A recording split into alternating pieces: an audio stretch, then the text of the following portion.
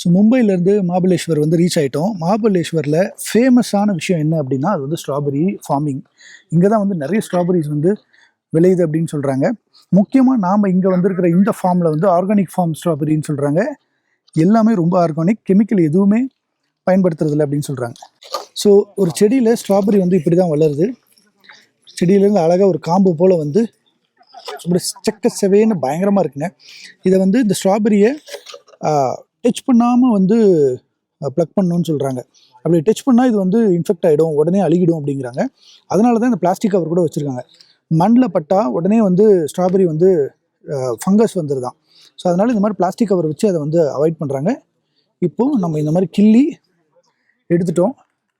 ரொம்ப அழகான சிவப்பாக இந்த மாதிரி ஒரு இவ்வளோ ஃப்ரெஷ்ஷாக நான் இது வரைக்கும் ஸ்ட்ராபெரி பார்த்ததே இல்லை. அதுவும் ஃபார்ம்லேருந்து டைரெக்டாக வந்து இதை பிடுங்கியிருக்கேன். அதனால் வந்து எப்பயுமே இதெல்லாம் வந்து வாஷ் பண்ணி சாப்பிடணுன்னுவாங்க. இது ஃபார்ம்லேயே இருக்கிறதுனால இது எப்படி இருக்குது அப்படிங்கிறத நம்ம இப்போது கட் பண்ணி பார்ப்போம்.